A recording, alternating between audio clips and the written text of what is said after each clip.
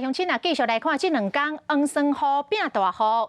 嘉义有一个女驾驶开车经过阿里山明隧道进前，互这个落石来上到非常恐怖，加载无去想到。啊，伫个高雄南环的山区，土石流灌入来河床，这个河床怎来积悬？悬架洋洋要甲桥面平悬咯，公路单位赶紧派怪手去挖土石，嘛要提醒乡亲，这2天出入到山区要特别注意。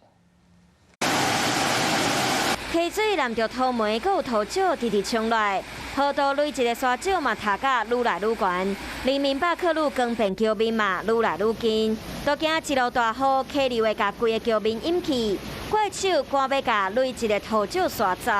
土石流下冲，也造成钢便桥的通断面有稍微减少，目前大概有剩下6公尺到7公尺。南环公路最近一直咧落雨，一直发生土石流，阁有嘉义的阿里山。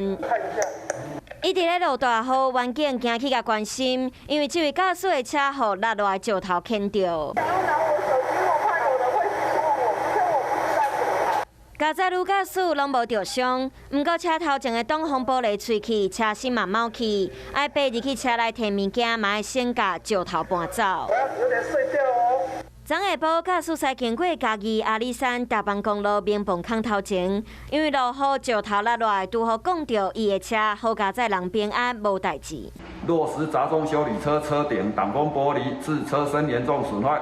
好有用路人，这几天一直落大雨，造成山区的土质松软，民众爱避免上山活动。Hello， 大家好，我是品轩。想要跟我一起品味生活中的大小事吗？一定要赶快打开华视的 YouTube 频道，按赞、订阅，并且开启小铃铛哦。